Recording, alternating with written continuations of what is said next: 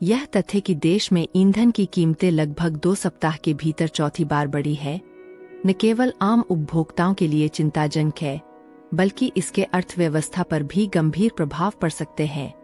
पश्चिम Asia में चल रहे संघर्ष और उसके परिणामस्वरूप होर्मुज जलमरूमध्य स्ट्रेट ऑफ हॉर्मज के बंद होने के कारण वैश्विक कच्चे तेल की कीमतों में 50% से अधिक की वृद्धि हुई है।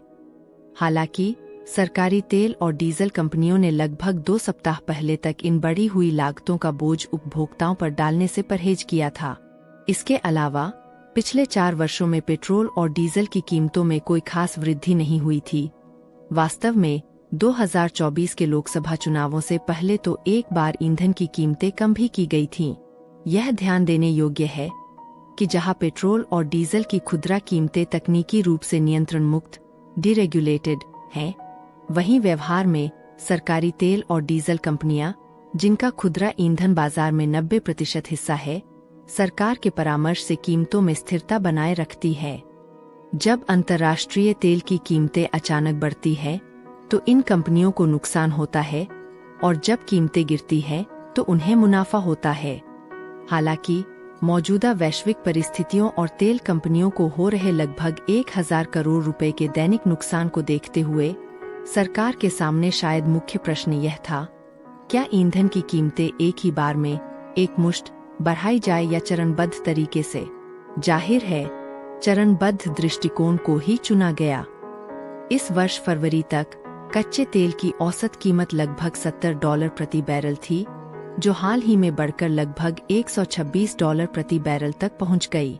हालांकि हाल ही में कच्चे तेल की कीमतों में थोड़ी गिरावट जरूर आई है, जिसका कारण अमेरिका और ईरान के बीच तनाव कम होने की उम्मीदें हैं, लेकिन यह अभी भी संदेहास्पद है कि क्या इससे उपभोक्ताओं को कोई राहत मिल पाएगी, खासकर तब जब सरकारी तेल कंपनियों ने कच्चे तेल की कीमतें अपने चरम पर होने के बावजूद ईंधन की कीमतें नहीं बढ़ाई थीं। यह बात ध्यान में रखी जानी चाहिए कि कच्चा तेल अमेरिकी डॉलर में खरीदा जाता है।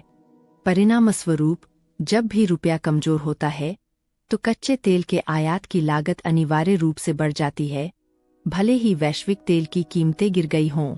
इसलिए यह हमारी ऊर्जा नीति पर पुनर्विचार करने का भी समय है।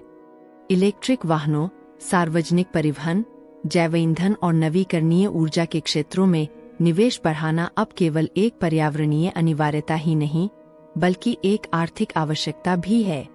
इस संदर्भ में सरकार ने इथेनॉल ब्लेंडिंग कार्यक्रमों और नवीकरणीय ऊर्जा में निवेश को सही रूप से बढ़ाया है, जिससे भविष्य के लिए ऊर्जा सुरक्षा सुनिश्चित हो सके। फिर भी जब तक देश ईंधन के आयात पर अत्यधिक निर्भर रहेगा, वैश्विक अस्थिरता का प्रभाव महसूस होता रहेगा, आम लोगों की रसोई से लेकर देश की अर्थव्यवस्था तक।